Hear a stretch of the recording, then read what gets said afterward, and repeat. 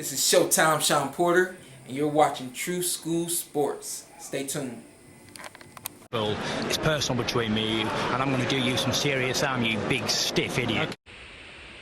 The Untouchable True School Sports Empire proudly presents something the boxing games are missing. Hey, what's going on? It's your boy BT, and I came here to talk some boxing with the thousands of True School Sports subscribers. Now, man, Big Baby Miller, he's back. Jarrell Miller, I've been covering Jarrell Miller here and there. You know, he's been fighting these little rinky-dink fights in like Argentina and Kansas. Now, apparently, he's going to fight Ebenezer Tatith in Kazakhstan October 3rd. So another state busy fight for Jarrell Miller. But it's been revealed by Jarrell Miller's promoter, Greg Cohen, that Jarrell Miller has in fact agreed to a November fight, which it's going to take place either November 13th or November 26th, whenever Daniel Dubois fights again on his next undercard at the O2 Arena. So yeah, in November, Jarrell Miller might be fighting Lucas Browne. Yes, that Lucas Browne. And man, oh man. Lucas Browne versus Jarrell Miller would be a good fight, man. This is a fight that, first of all, Lucas Browne is old. He's like 43 years old. Lucas Browne really shouldn't be boxing anymore like that. But Lucas Browne, he's parlaying his ridiculously bullshit first round knockout of Junior Fa, where he punched Junior Fa on the back of the head and the referee waved the fight off. You know, I thought the knockdowns were dirty. I don't think Junior Fa, got treated fairly in that fight. But hey, it is what it is. It's how you come with his life. You can't cry.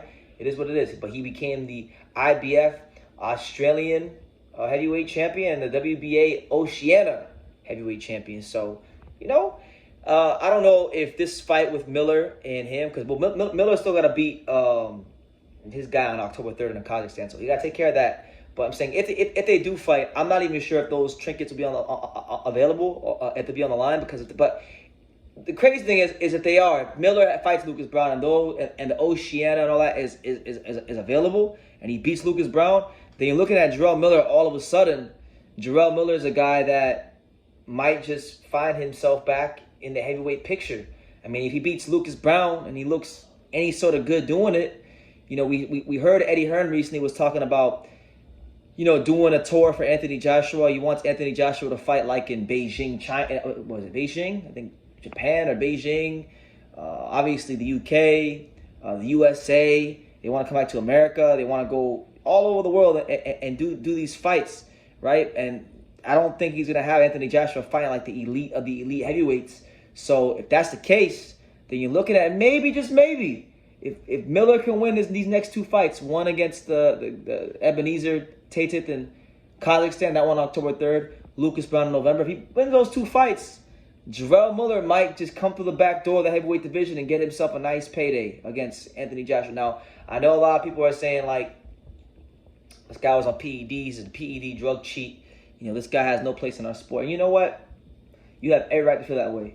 But to be honest, most of these guys are on that shit. It's just boxing chooses who they want to tell the public is on PEDs and who they don't want to tell the public is on PEDs. I know so many guys right now in boxing that people love, that if I told you they were on PEDs, you would say no. There's no way that person's on PEDs. They seem like such a nice, down-to-earth person, and I would never expect such a nice, hard-working, down-to-earth person who says all the right things in the media to be on performance-enhancing drugs. But there are. And if I told you some of the names, you guys would go crazy. But I'm not going to do that. But I know. So my thing is this. Jarrell Miller, he got caught, but it's just because boxing don't like his ass. That's what it is. The politics and the powers that be in boxing didn't like his ass. That's why everything played out how it played out. But listen, that's where we're at. Lucas Browne versus him, I think, could be a good fight because Lucas Browne can punch. Lucas Browne don't really got much of anything else, but he can punch a little bit. He's old. Reflexes aren't the best. Miller really isn't the biggest puncher at all, but throws a high volume. No throwing a high volume. Getting back into shape, I think he starts to continue to gradually take some weight off and continue to get in better shape. But as he gets in better shape, I think you'll see Jarrell Miller start to up the punch output. But listen, I'm making these videos just to let people know that Jarrell Miller, you may have not heard, but Jarrell Miller's been doing these little fights. He did one in Argentina. He did one in Kansas, I believe, and then now he's doing one in Kazakhstan of all places. So he's fighting in random ass locations just because, you know, I guess his boxer's license isn't quite valid everywhere. I don't know if that's the case, but that's the only reason I would feel like he's fighting in Kansas and in Argentina and Kazakhstan. I mean, he's on a fucking world tour right now trying to get back into boxing. And I had a conversation with Jarrell Miller back in on January 1st of this year because he was at the Louis Ortiz Charles Martin card, and we sat right next to each other. So I talked to him about some things going on in his life and just his career and things. He's gone through a lot. Obviously. Much of it was self-inflicted. Some things going on in his life are through no fault of his own, but you know that's his thing to deal with. But you know, I wished him best luck, and I told him, look, man, you know, you gotta enjoy what's left of your career and your life, man, because life is short. So I hope, you know, look, we've all sinned, we've all fallen short of the glory of God. There's a lot of your fair fighters out there who are being protected by the networks and the drug testing agencies that are on PEDs, but it's just they make a lot of money from boxing, so they don't report that they're on PEDs. But believe you me, some of the nicest, most humble, down-to-earth fighters, you can think about whoever they are in the comments, put them down below. I'm not gonna tell you if they're on PEDs, but they are on PEDs. So my thing is, I'm not saying Jarrell is right. Two wrongs will make a right. He did what he did, but he served his time. He lost time from boxing.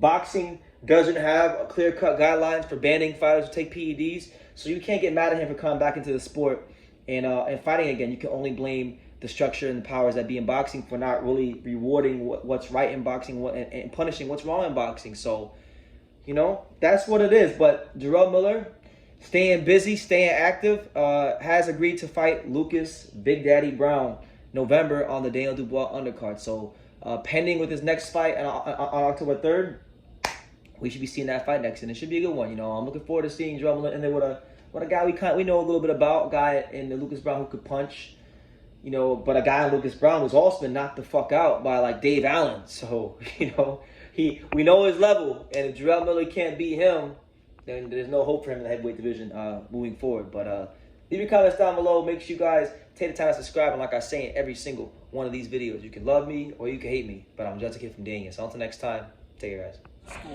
Thank you for watching True School Sports. No, follow this kid. Oh. You know, he's a true, you know, it's a young, true, passionate person who follows boxing. He wakes up thinking about boxing and he goes to sleep thinking about boxing. This is true. Good kid, good man, and looking forward to seeing him everywhere in the boxing world. Hey man, if you ain't subscribed to True School Sports, you fucking up, man. Make sure you subscribe, bro. Fucking up big time. Make sure, man.